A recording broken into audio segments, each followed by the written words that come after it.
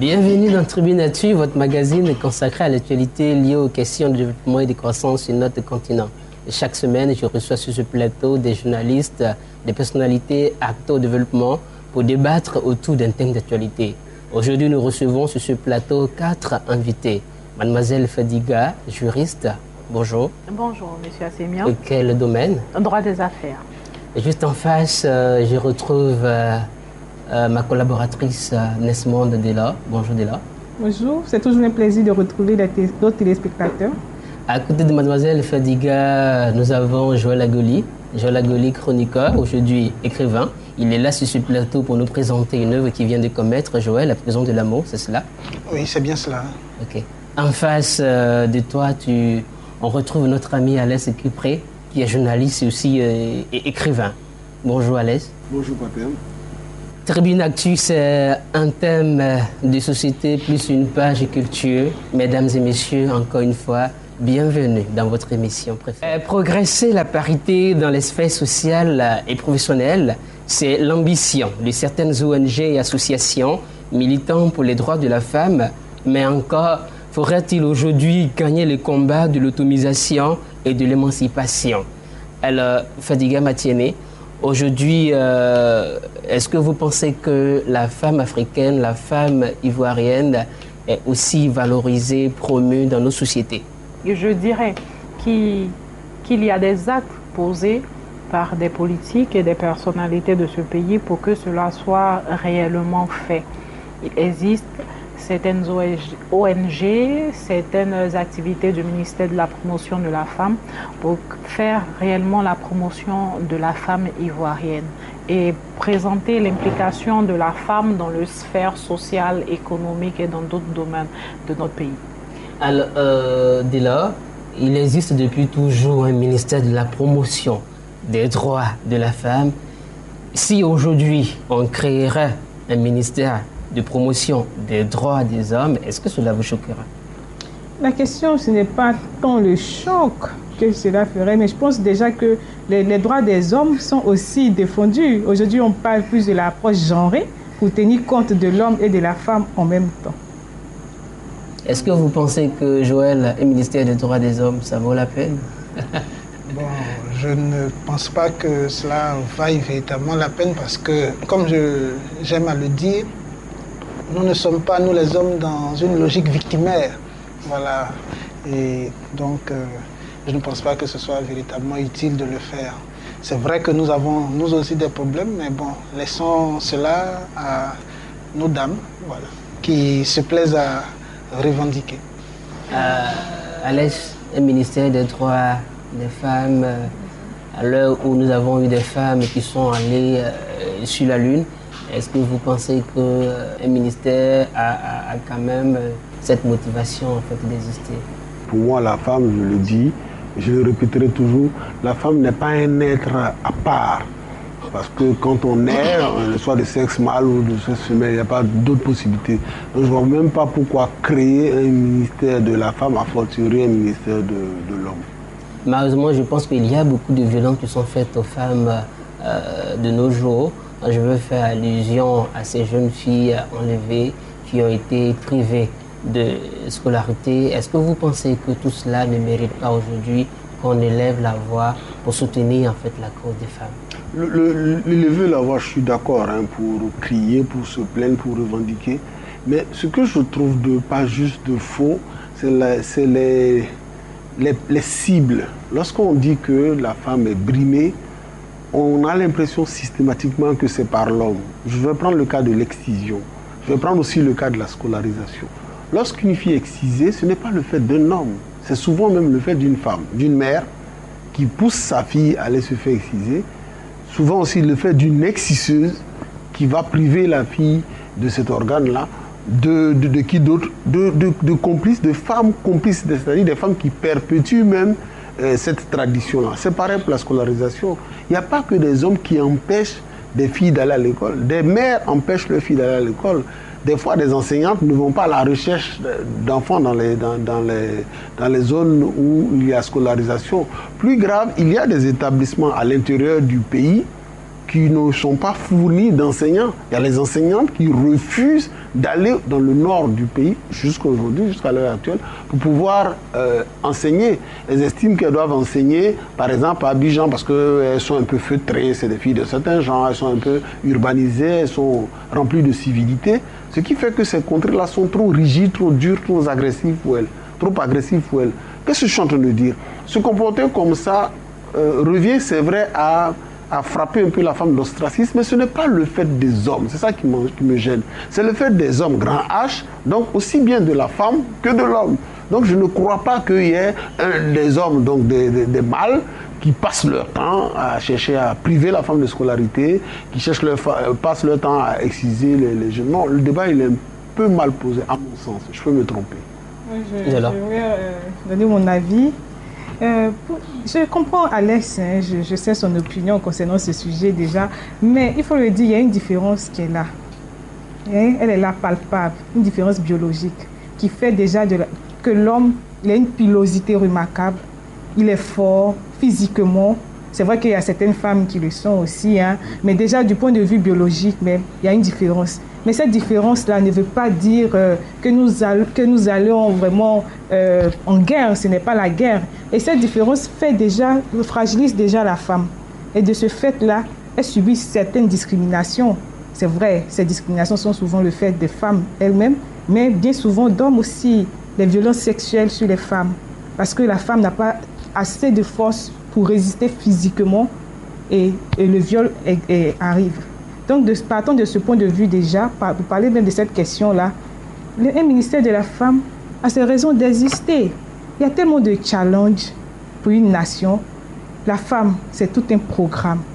Et c'est donc normal qu'un État, en tout cas dans son fonctionnement-là, prévoit un ministère de la femme pour s'occuper des problèmes de la femme, de la famille. Parce que la femme aussi, elle est à la tête de la famille et des enfants.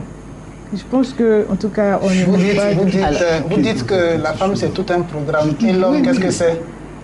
À côté de l'homme, la femme est tout un programme. Mais l'humanité n'a pas suffisamment fait pour la femme. On n'a pas suffisamment fait pour la femme. C'est le moment d'aller sans retenue. Alors aujourd'hui, il y a certains groupes qui refusent l'accès aux femmes à la scolarisation, mais on constate que, je veux dire, me basant sur certains chiffres et sur certaines enquêtes faites par certains organismes, que les femmes réussissent mieux à l'école que les hommes. Vous avez moi, je voulais juste apporter un additif sur différents points. C'est vrai qu'il y a un ministère de la femme, mais rectifions. Il y a un ministère de la promotion de la femme, de la famille et de l'enfant. Ce n'est pas un ministère qui s'occupe, qui est carrément femme-femme, point. C'est pour la promotion de la femme. Pourquoi un ministère pour la promotion de la femme? C'est parce que des politiques et des gouvernants ont constaté qu'il y avait un réel problème sur le sexe féminin, en guillemets, le sexe faible. Je n'adopte pas cet esprit de sexe faible. Pourquoi? Parce que si nous voulons considérer la femme comme un sexe faible, c'est réduire la femme à moins que rien. La femme a toujours été, et moi je considère la femme comme le sexe fort, je le dis haut. Et je le dirai fort, n'importe où. Parce que, comme on le dit souvent dans notre religion, ce que femme veut, Dieu veut. Pourquoi? Parce qu'il faut que la femme prenne conscience de son importance. Il faut que nous, femmes africaines, on commence à avoir de l'audace. Juste par ça, nous pourrons réellement émerger. Monsieur Kipré est en train de nous faire des gestes pour dire que mademoiselle Fadila raconte des choses, mais parce que je suis femme et je sais de quoi je parle en tant que femme. Revenons à votre question. Il y a certains groupes qu'on nommerait des extrémistes pour des actions, considèrent que la place de la femme, c'est à la maison. On dirait que ces derniers agissent, ils le diront, par connaissance de leur religion, mais pour moi, pratiquante de cette religion, je connais l'importance de la femme dans la religion qu'ils pratiquent. Et je sais dans les livres saints l'importance accordée à la femme. Mais je veux dire à l'école, comment, c'est vrai, nous venons d'assister à la proclamation, la publication des résultats. Oui, à l'école aujourd'hui.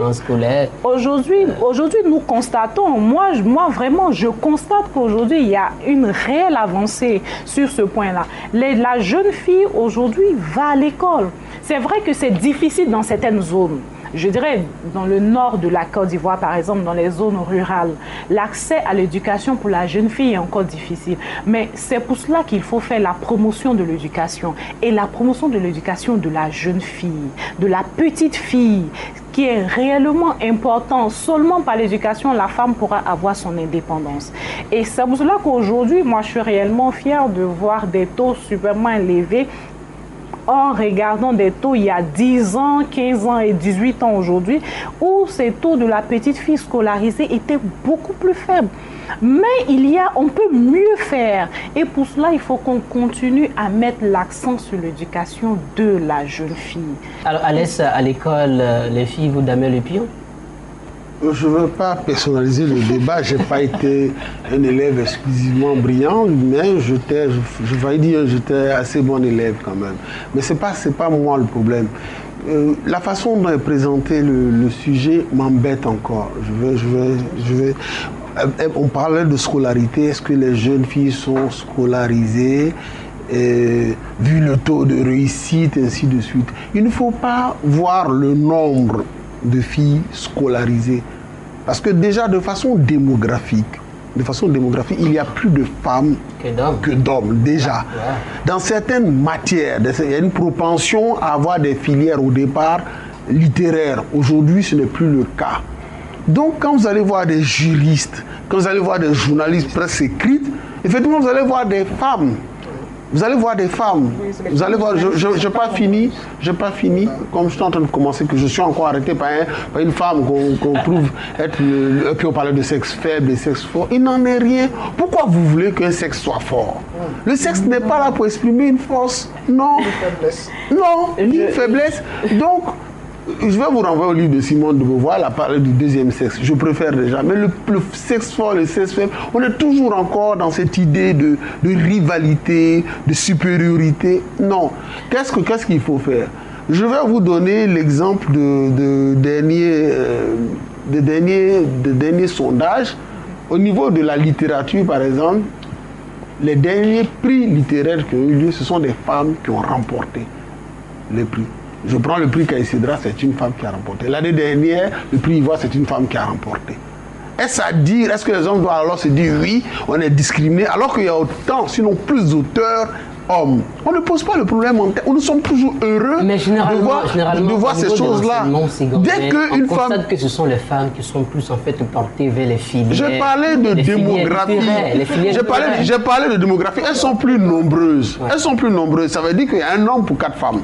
Un homme pour 4 femmes. Oui, d'accord. J'aimerais intervenir. Voilà, si un homme pour 4 femmes, c'est sûr qu'il y aura plus de femmes dans certaines filières, c'est sûr. Oui, mais justement, vous avez évoqué le fait que lors de la proclamation de certains prix littéraires, ces derniers temps, ce sont des femmes qui ont été primées.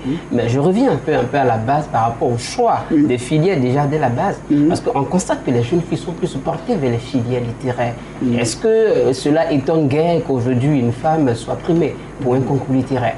Non, ce n'est pas tant le fait qu'elle soit primée, c'est le fait que les hommes aient accepté cela sans en faire un problème. C'est naturel qu'une femme... On a cherché à primer des écrivains.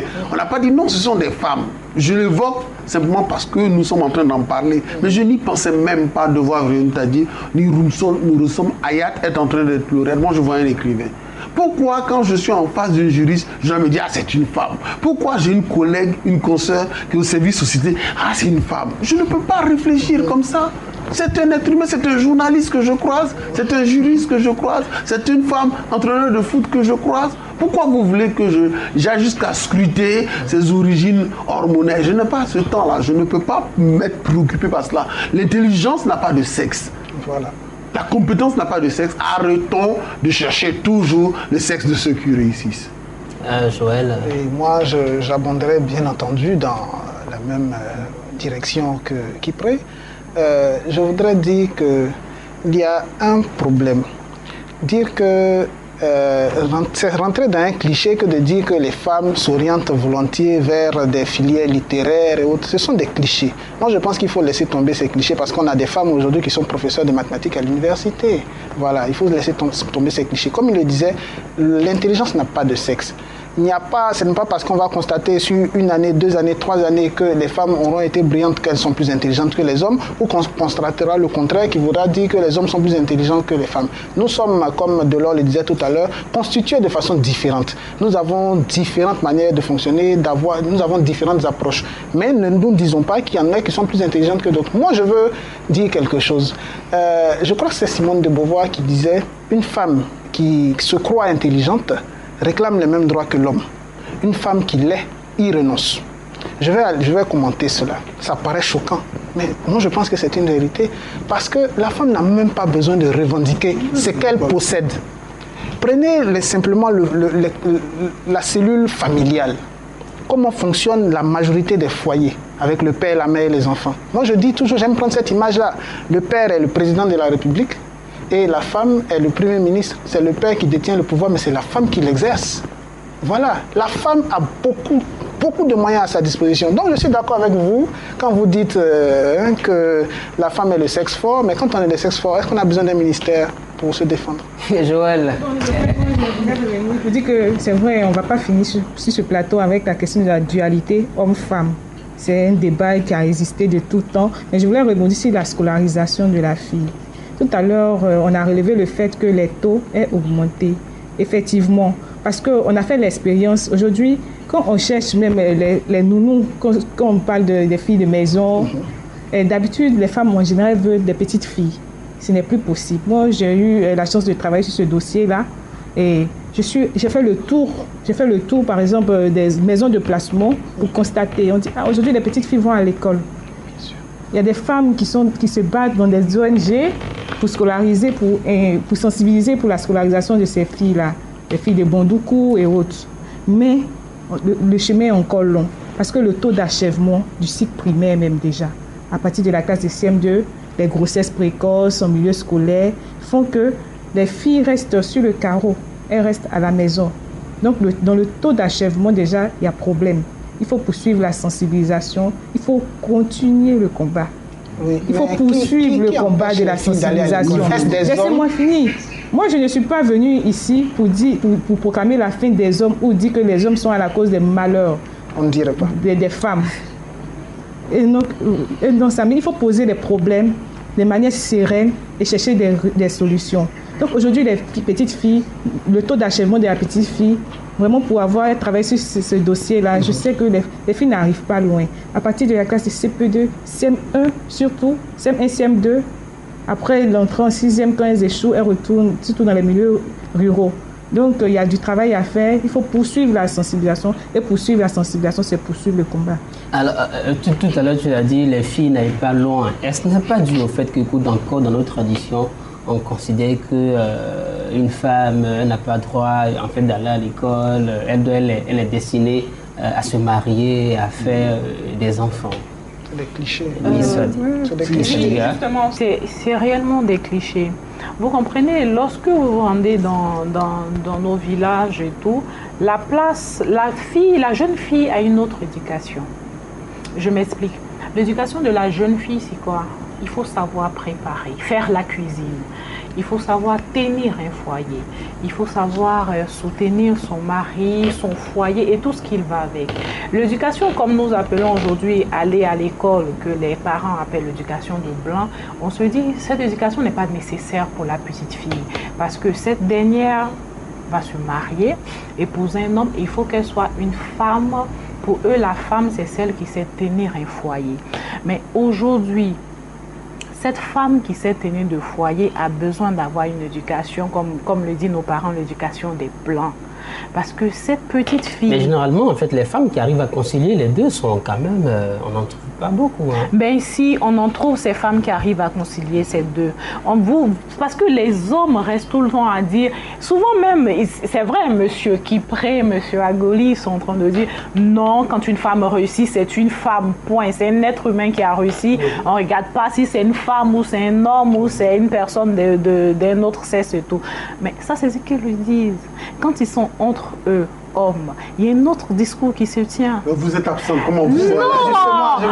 Comment le sait? Parce qu'il y a des hommes comme vous qui croient aux femmes, qui se disent que, écoutez, si aujourd'hui on a une femme qui a des compétences requises pour avoir un poste de président de la République, pourquoi ne pas croire en cette femme? Mais dans ce même groupe, il y a des hommes qui disent, écoute, c'est une femme, elle a un foyer, elle a des enfants. Tu veux qu'une femme qui doit s'occuper de son enfant qui va pleurer ou de sa fille qui sera à l'école, qui va prendre le téléphone pour appeler maman, dirige un pays ou gouverne un pays? Moi, je dis, mais écoute, tu es fou. On a quand même des exemples. Mais justement, on a des exemples. Mais moi, je vous... Justement, on a des femmes qui ont réussi dans ce domaine. Mais tout ce que nous demandons aujourd'hui, lorsqu'on crée un ministère de la promotion de la femme, c'est qu'il y ait des hommes pour soutenir cette pensée. Cette pensée de promotion de la femme. Il faut qu'il y ait des hommes pour soutenir ces femmes qui réussissent et qui ont des compétences. Moi, je veux vous poser une question. Vous connaissez Golda Meir, Premier ministre israélien, Margaret Thatcher, qu'on a surnommée la femme de fer. Est-ce que vous connaissez leur histoire? Vous savez comment elles ont fait pour arriver à ce niveau? Non, mais on n'a pas besoin de créer un ministère. C'est la volonté qui nous conduit là où nous devons arriver. Il faut avoir de la volonté. Je suis d'accord. La femme est un ministère qui est juste là parce qu'il faut mettre la femme au devant parce qu'il y a un problème. Non, c'est un ministère qui a été fait juste pour vous contenter. Mais si vous remarquez bien, depuis que ce ministère est là, quelle avancée vous pouvez tirer de l'action spécifique de ce ministère? Je pense que voilà. Mais la nouvelle loi sur le mariage, voilà. Il y a des combats qui ont été gagnés. Non, mais elle a dit quelque chose de très intéressant. Non, laissez-moi vous répondre. Laissez-moi vous répondre. La nouvelle loi sur le mariage. La nouvelle loi sur le mariage. Pourquoi diantre les femmes s'entêtent à vouloir comprendre que c'est une loi qui leur est favorable? Non! C'est une loi qui met les deux époux sur le même pied d'égalité. Elle n'est pas favorable à la femme. Elle n'est pas favorable à l'homme. C'est une loi qui dispose de ce que... Aujourd'hui, parce que vous avez compris cela, laissez-moi finir. On ne regrette pas lorsque nous avons...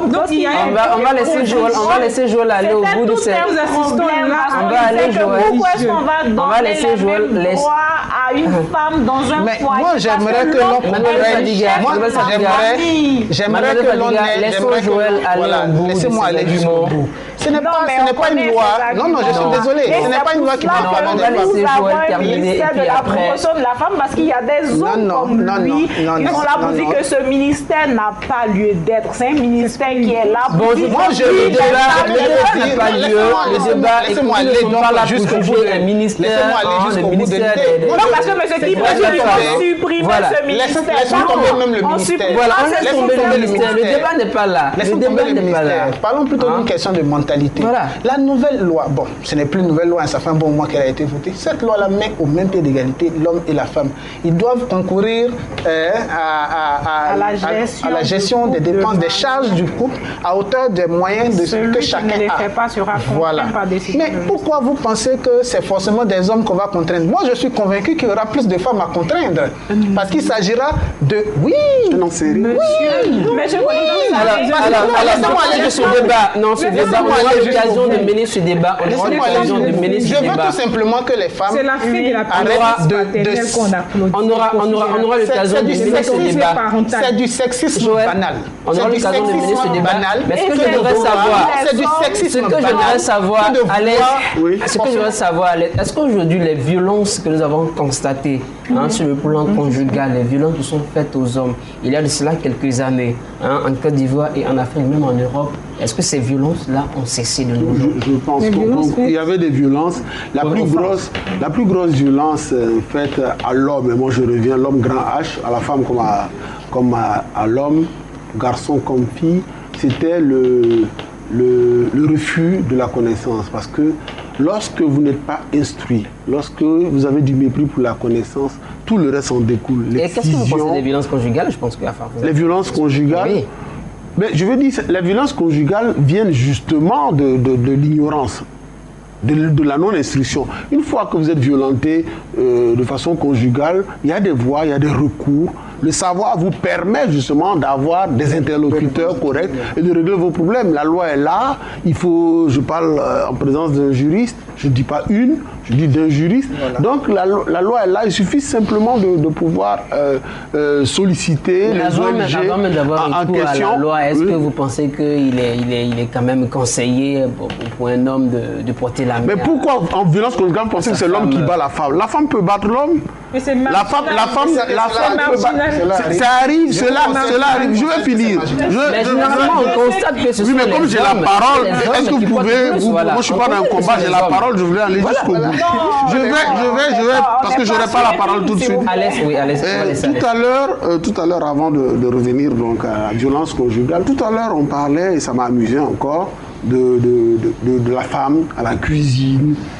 Mais combien aujourd'hui de ces femmes modernes-là rentrent dans la cuisine? Elles donnent des instructions. Ce sont les servantes qui font à manger, on le sait. Elles vérifient, chauffent le plat. Tonton n'aime pas ça, tantine n'aime pas ça. Elles ne passent pas à la cuisine. Et beaucoup de restaurants marchent parce qu'on va prendre les poulets braisés, même le poisson braisé là-bas, ça se sert. Beaucoup de femmes connaissent tous les grands restaurants, elles savent où ça. Cette femme-là fait bien poisson à Tchéké, ainsi de suite. Des choses qu'on peut faire à la maison. Toutes ces femmes-là savent où on fait le meilleur poisson, sauce, ceci, cela. Qu'est-ce qu'elles font dehors alors que la cuisine est à l'intérieur de la maison? C'est pas fini. Aujourd'hui encore, parlant de cuisine toujours. Aujourd'hui, parlant de cuisine toujours, il y a des chefs cuisiniers. Les hommes font la cuisine. Ils ne s'en vendent pas pour autant. Ils ne font pas de syndicat. Les hommes font la cuisine. La plupart des grands restaurants sont conduits par des chefs cuisiniers, des personnes qui savent tenir les cuisines, mais ils ne brandissent pas ça comme un titre de gloire. J'estime que faire la cuisine, c'est pour la famille. On n'a pas dit, on m'a mis à la cuisine, mais ce n'est pas avilissant de faire la cuisine, de nourrir quelqu'un. Il faut s'enorgueillir. Elles ont mal. Je suis resté dans la cuisine, tu allais te promener, tu nourris tes enfants, tu nourris une famille, ça te fait mal. On sait en plus qu'elles ne nourrissent pas. Je vais... Bon, allez-y. Vas-y, vas-y. Monsieur Kipré, vous savez, vous parlez d'une chose et de son contraire en même temps. C'est possible. Quand vous dites que... je vous accorde de me jurer. Non, pas du tout, loin de là. Je dis quelque chose, je dis son contraire. Je me contredis en plein plat. Je pense que Monsieur Kipré, lorsque vous dites que les femmes... Lorsque vous dites que les femmes, ce sont elles qui connaissent les bons coins de vente de les poissons, ce sont et j'en sors. Que ces femmes-là restent dehors et aujourd'hui, c'est la servante qui fait à manger, qui fait ceci. Monsieur Kipré, vous serez d'accord avec moi aujourd'hui que lorsque vous mettez votre fille à l'école et que vous dites, toi, tu dois avoir l'éducation, il faut que tu aies ceci, il faut que tu aies cela. Demain, cette jeune fille, elle va se marier. Elle sortira le matin à la même heure que son mari. Elle rentrera le soir à la même heure que son mari. Il faut bien, en tant que leader et manager de son foyer, il faut bien qu'il y ait des personnes derrière pour soutenir et faire que ce foyer soit un nid agréable pour ses enfants et son mari. C'est pour cela que cette femme... Vous m'avez coupé, je ne veux pas... Non.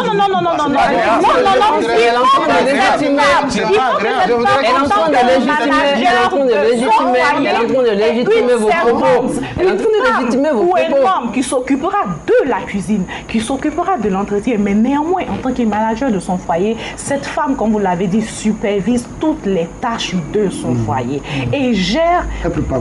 Non, nous ne sommes pas sur le territoire de faire la cuisine, nous sommes sur le territoire de la femme manager. Ne nous enlisons pas dans cette politique. Qui doit tout faire pour que ses enfants, son époux, vivent dans un foyer agréable. Et c'est cette femme-là, aujourd'hui, c'est de cette femme dont nous sommes en train de faire la promotion. Cela ne dit pas que cette femme ne rentre pas dans la cuisine, parce qu'un manager est une personne qui arrive à voir différentes personnes dont elle suit les tâches. Et en tant que manager, cette femme-là arrive un tant soit peu à gérer sa vie professionnelle, sa vie de couple et en plus sa vie de mère. C'est cette femme-là dont nous sommes en train de faire la promotion. Non, mais vous n'allez pas la monopoliser la parole.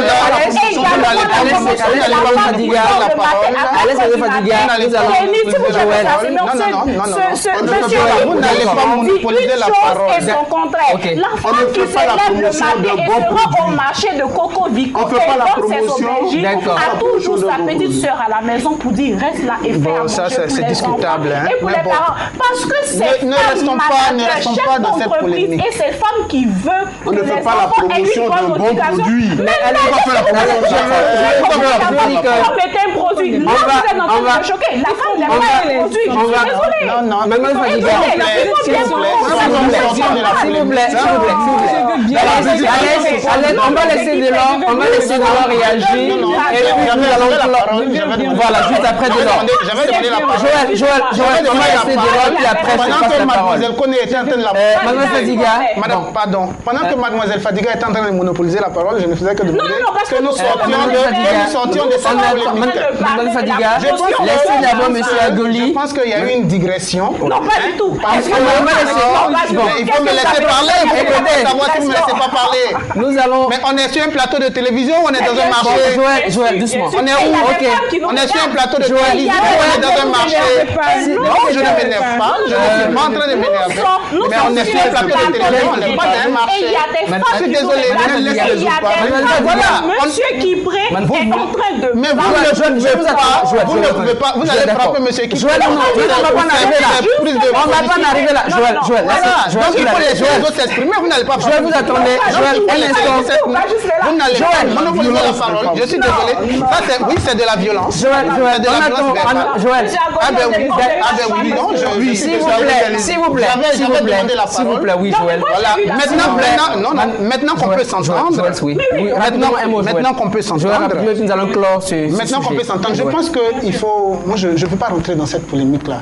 Si nous allons nous enliser, nous allons passer notre temps à parler de cela.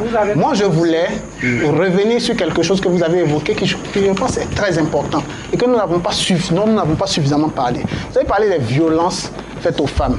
Je pense qu'il ne serait pas bon qu'on se lève d'ici sans avoir condamné cela. Quelles que soient les positions que l'on peut avoir, l'essentiel c'est là. Quand vous avez abordé ça, il faut qu'on le dise. C'est tout à fait condamnable. Les violences faites aux femmes comme les violences faites aux hommes, je concède à Delors honnêtement que les violences faites aux hommes d'un point de vue du foyer sont certes marginales, mais elles existent. Il faut condamner. Et il faut dire que tous les hommes qui se permettent de battre les femmes sont des hommes qui manquent d'éducation. Ça, il faut le dire. Il faut donc, moi je suis d'accord pour qu'on fasse de la sensibilisation pour que ce phénomène-là s'arrête. Dans les deux sens, qu'il s'arrête. Voilà, je pense qu'il était important de revenir là-dessus parce qu'on allait passer dessus alors que c'est très important. Merci. Alors, nous marquons une pause et nous reviendrons sur ce plateau pour la deuxième partie de Tribune Actu. Nous sommes très heureux de vous retrouver pour la deuxième partie de Tribune Actu. Et l'actualité, c'est aussi la sortie du livre de Joël Agoli, La prison de la mort. Delors, je pense que tu as lu cette œuvre. Oui, c'est une œuvre intéressante à lire, La prison de l'amour. C'est un roman écrit, comme on l'a dit, par Joël, qui relate une histoire d'amour entre Hervé et Clarisse, deux personnages de classe sociale opposées. Hervé qui est issu d'une famille modeste, Clarisse qui est fille de ministre de la haute société. On assiste à plusieurs transformations dans l'œuvre. Le lecteur est tenu en haleine. D'intrigue en intrigue, il est surtout frappé par le style contrasté, qui allie langage populaire, langage académique. On retrouve par exemple à la page 15, ce n'est pas trop tôt.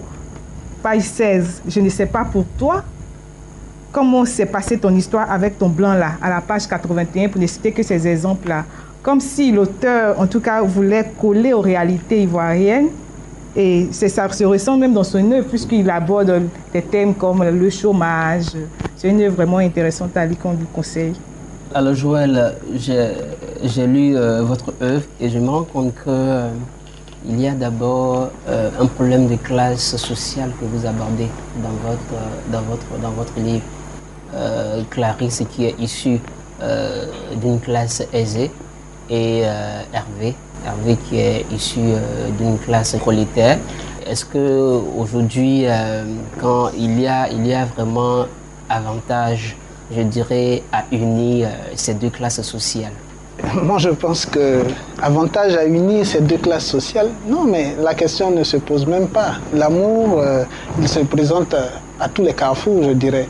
Donc il y a des contingences matérielles qui ne doivent pas rentrer en ligne de compte lorsque l'on s'aime. Lorsque l'on s'aime d'un amour vrai, on ne tient pas compte des différences de tous ordres, des différences sociales, religieuses, de classe sociale et autres. Ça, ce n'est pas important. Et donc, le sujet que j'aborde dans cette œuvre-là, c'est le sujet de l'amour impossible, de l'amour dit impossible, comme je le dis dans l'œuvre, traité, bien sûr, sous l'angle de la différence de classe sociale. On aurait pu choisir un autre angle pour traiter le même sujet, mais là, c'est cet angle-là qui a été choisi. Et c'est une manière d'attirer l'attention des uns et des autres sur le fait que l'amour vrai doit triompher de toutes les contingences. J'aimerais revenir sur le style contrasté. Est-ce parce que vous mettez en lumière deux classes sociales opposées que vous avez choisi tantôt de parler langage populaire, langage académique qui se côtoient dans l'œuvre? Peut-être que le style est l'émanation de ma personnalité. Voilà, parce que j'ai évolué dans des milieux différents et cela s'en ressent. Quand je fais quelque chose, c'est bien sûr ce que j'ai vécu, c'est ma manière de m'exprimer. On va dire que nous avons tous ici, sur ce plateau-là, une manière de nous exprimer, mais en tant qu'Ivoiriens, lorsque nous nous retrouvons dans la rue, nous avons une autre manière de parler, argotique. Et je pense que lorsque nous voulons faire quelque chose qui doit... moi je dis, il faut écrire pour être lu. Voilà, il ne faut pas écrire pour se faire plaisir, il faut écrire pour être lu, pour que des gens puissent vous lire. Et donc, si vous voulez qu'on vous lise, il faut que vous puissiez coller à la réalité que les gens vivent. Et je pense que les gens, les lecteurs sont aussi friands de style académique, comme vous le dites, que de réalité langagière. Ce sont des influences littéraires. On a l'impression que vous avez beaucoup lu Amadou Kourouma parce que vous parlez de sexe, l'entrecuisse, téton rebelle et tout. Et on sait aussi qu'au niveau du style, il a traduit le Malinké dans Les fameux soleils des indépendances. Oui. Est-ce que vous êtes influencé par cet auteur? Je dirais, bon, pour avoir lu certaines de ses œuvres, je dirais que la lecture de Amadou Kourouma m'a marqué. Il n'y a pas que lui. On peut parler de Amadou Koné dans Les phrases de Binto. Et puis, d'un livre qui est peu connu, de Feu Diego Bailly, Secret d'État, que j'ai beaucoup aimé. Si vous le lisez, vous verrez que je m'en inspire un peu, je m'inspire un peu de ce style-là. Mais il faut dire que lorsque on traite d'un sujet, on parle de sexe, oui, parce qu'on parle d'amour. Quand on écrit la réalité. C'est une réalité que nous transposons. Et donc, moi, je ne peux pas faire abstraction de ce qui est naturel. Vous auriez voulu que je définisse des scènes sans aller jusqu'au bout, mais mon objectif est d'emmener le lecteur à traverser des émotions. Il faut qu'il pleure quand les personnages pleurent, il faut qu'il se réjouisse quand les personnages se réjouissent, donc il faut qu'il sache clairement ce qui se passe. Alors, j'ai constaté que dans votre œuvre, les deux personnages centraux, Hervé, qui est issu d'un milieu social défavorisé, et Clarisse d'un milieu social en fait aisé, vous voulez unir ces deux personnes. Alors, mademoiselle Fadiga, il y a quelques années, les filles rêvaient d'épouser un homme riche. Aujourd'hui, je crois que c'est un critère aussi qui est pris en compte aussi par les hommes, parce que j'ai lu quelque part qu'il n'y a pas d'amour, il n'y a que des preuves d'amour dans une relation. Oui, c'est vrai que j'espère que M. Kipré a bien compris votre question, c'est ce que vous venez de dire. C'est vrai qu'aujourd'hui, nos jeunes frères s'adonnent à cela. On dit dans le jargon ivoirien, avoir sa gnani, avoir la femme qui entretient le jeune et tout. C'est devenu un phénomène même de mode et tout. Mais comme on a dit précédemment, tout est question d'éducation. Vous comprenez? Si la jeune fille a depuis son enfance mais je veux dire, est-ce que le social ne contraint pas? Le social n'a pas d'impact. Mais bien sûr, monsieur Assémian. Bien sûr. Écoute, on a dit que la pauvreté est la mère de tous les maux. Aujourd'hui, la jeune fille de classe sociale défavorisée aspire à avoir une vie meilleure que sa sortie de son bidonville. Qu'est-ce qu'il faut? Si elle n'a pas eu la chance d'aller à l'école, Ici, dans ce roman, c'est un homme qui est pauvre, qui fait la cour à une jeune dame qui est riche. D'accord. Voilà. Mais justement, autant la jeune fille recherche un homme riche, autant de nos jours, le jeune gars, le garçon recherche une femme riche. Donc, moi, je voudrais... Le social est la base d'une relation. Au-delà de... Je voudrais défendre mon livre. Je voudrais défendre mon livre, justement, de la tournure que nous sommes en train de prendre. Il ne faudrait pas que Nana Thème soit jeté parce que... Non, je préfère... On ne fait pas de discussion. Vous comprendrez que je ne veux absolument pas que les téléspectateurs soient tentés de penser un seul instant que certains manifestent pour les gigolos. Non, il faut être clair là-dessus. Ceux qui ont lu le livre et ceux qui le liront constateront qu'il s'agit d'une histoire digne. Le personnage qui est pauvre, Hervé, c'est pas parce qu'on est pauvre qu'on n'a pas de dignité. Hervé est un personnage tout à fait digne, qui ne va pas vers Clarisse parce qu'elle a de l'argent. Non, il l'aime sincèrement et jamais, à aucun moment de l'histoire, il ne s'en prend à elle pour cela. C'est bien elle qui le fait souffrir et non lui qui la fait souffrir et à aucun moment il ne va vers elle pour cela. Justement, je voulais rebondir sur le personnage de Clarisse, femme fatale. En tout cas, une femme qui a beaucoup de relations, qui passe d'homme en homme et qui finit par se stabiliser. Quel est le message? Une femme fatale qui finit dans un foyer heureux. Quel est le message que l'auteur voulait faire passer? Tout le monde peut changer. Pour peu que nous aimions, l'amour est ce sentiment-là qui nous amène à nous transcender. Si vous n'avez pas réussi à changer quelqu'un par d'autres moyens, par l'amour, vous y parviendrez. C'est mon avis. Donc, c'est un personnage retors, Clarisse, mais elle a été vaincue par ses sentiments, parce que ses sentiments pour Hervé l'ont contraint à devenir quelqu'un de plus sage, en définitive. Et donc, c'est un peu cela que je veux dire. Je veux mettre au-dessus de tout l'amour. L'amour vrai, l'amour pur, l'amour sincère. Il faut s'y adonner et on n'est pas déçu. Vous abordez aussi le thème de l'emploi jeune. On voit le personnage Hervé qui, avant de trouver un emploi, fait face à des propositions indécentes. Il faut forcément être recommandé dans l'œuvre. Tous ceux qui ont réussi, en tout cas la quasi-totalité des personnages qui ont réussi, ont été recommandés. Pourquoi? Regardez autour de vous, c'est à l'image de notre société. C'est à l'image de notre société depuis bien longtemps. Je le dis dans le livre, pour avoir un emploi, il faut de l'expérience professionnelle. Pour avoir de l'expérience professionnelle, il faut un emploi. C'est un cercle vicieux. Et Alex, vous présenteriez volontiers ce livre-là pour le prix Caïcédra? Pourquoi pas? Surtout que le jugement serait celui des enfants. Donc, un jugement débarrassé de pression sociale, financière ici, de corruption. Donc, ce serait un jugement vrai, j'ai failli dire. Je suis tenté par poser une question. J'ai entendu dire par l'auteur qu'il écrivait pour que le lecteur voit exactement ce qui se passe. J'ai entendu dire aussi que j'ai envie d'être lu. La dimension un peu intimiste le fait de se soigner, le fait de savoir soi-même comme premier lecteur, je la sens un peu dissipée. Est-ce que c'est le cas? De toute façon, on écrit un peu pour soi. Non, elle n'est pas dissipée, loin de là. Et j'aime beaucoup votre question, c'est la question d'un auteur. Oui, parce que on écrit, moi je dis que quand on écrit, on est un artiste. Or, l'art, c'est l'expression de ce qu'on a au fond de soi. Donc, je ne m'éloigne en rien de cela. Autant je cherche à exprimer quelque chose, autant je tiens compte des lecteurs qui vont se retrouver avec ce livre-là. Parce que je me dis qu'il est tout à fait possible, et dans le second roman qui est achevé, les gens se rendront compte que j'ai écrit dans un autre style complètement différent. Il était tout à fait possible d'écrire un français qui ne soit pas compris ou qui ne soit pas lu. En général, quand on prend certaines œuvres, on a besoin d'un dictionnaire à côté. Mais je me suis dit que cela, au-delà, je ne devais pas penser à moi seul, je ne devais pas être égoïste. Au-delà de l'expression de ce que j'ai au fond de moi, de ce que j'ai envie de faire sortir, il fallait que je pense également aux autres. Parce que pour moi, écrire pour soi-même, c'est une forme d'onanisme. Je vais continuer parce que je suis embêté par le fait que au moment même de la production, vous avez votre destinataire, c'est-à-dire celui qui va lire.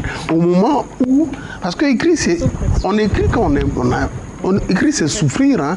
Il y a un exercice qui se passe. À ce moment précis, on se passe bien de qui lira. C'est après seulement, dans le rendu, dans le ressenti de critiques sur un plateau, qu'on se rend compte qu'on en est trop fort, on a trop mis en avant les cuisses, on a trop exagéré. Mais avec vous, je constate que j'ai l'impression que déjà, vous avez... voilà, déjà, de compléter, de le ajouter. Est-ce que vous vivez cette perturbation de l'écrivain? Est-ce que vous la vivez quand vous écrivez? Parce que j'ai l'impression que le destinataire est plus important. Mais Joël, je crois que sa toute première œuvre, on ne va pas... Je pense pas... Non, je pense que c'est important parce qu'il est au contraire. Bien au contraire, leur question est très importante. Non, c'est important. Leur question, non, je vais répondre parce que non seulement leur question est très importante, mais elle permet de me positionner, de m'affirmer et de m'assumer. J'écris en pensant effectivement au lecteur. Cela ne veut pas dire que je n'écris qu'en pensant au lecteur. Je dis que les deux facteurs sont importants, je les prends en compte lorsque j'écris. Quand je prends ma plume, je fais sortir quelque chose. Et je me relis forcément avant de sortir. Et quand je me relis, je me dis, pour que je sois mieux compris, il faut que je mette ça à la place de ça. Ça ne veut pas dire que je ne tiens compte que du lecteur. Ce n'est pas, si vous voulez, ce n'est pas, je vais peut-être aller plus loin que votre question, ce n'est pas le souci d'avoir un succès commercial qui guide mon écriture. Alors, j'irai plus loin. On a pas plus loin. Une question, Joël. Je vais reprendre un passage de votre œuvre. À la page 76, vous écrivez, en vérité, ils étaient tous les deux prisonniers à cet instant. Lui, derrière les barreaux, incapable de changer le cours des choses et captif d'un amour impossible. Elle était otage de l'argent, condamnée à un mariage de raison, obligée de torturer l'homme qu'elle aime pour sauver les siens. La vie est-elle vraiment si injuste? Les pauvres et les riches n'auraient donc jamais le droit de s'aimer? Quoi qu'il en soit, au-delà de toutes les rêveries et vaines espérances, ils étaient tous les deux, comme bien d'autres à travers le monde, détenus dans la prison de l'amour. Est-ce que vous croyez qu'aujourd'hui encore, beaucoup sont détenus dans cette prison? Bien sûr. Vous êtes sorti de cette prison ou bien vous êtes encore dans cette prison? Je ne voudrais pas personnaliser le débat. Permettez de ne pas me livrer à ce point. Voilà. Mais je veux dire que oui, bien sûr, je crois en ce que j'écris. Je crois en l'amour. Je le disais tout à l'heure. L'amour est ce qui nous permet de transcender toutes les barrières. Et véritablement, l'amour est forcément un facteur endogène qui est confligène. Il y a forcément des conflits dans l'amour. Voilà. Et donc, il faut qu'il y ait des problèmes pour que l'amour évolue. C'est ce que j'ai essayé de montrer. Joël Agoli, Alex Cupré, Nesponde de la Fadiga Matinée. Nous avons été très heureux de vous avoir sur ce plateau. J'ai dit aussi merci à tous les téléspectateurs qui nous ont suivis. On se donne rendez-vous la semaine prochaine pour une autre édition de Tribune Actu, toujours sur Béni TV de Blessing Channel.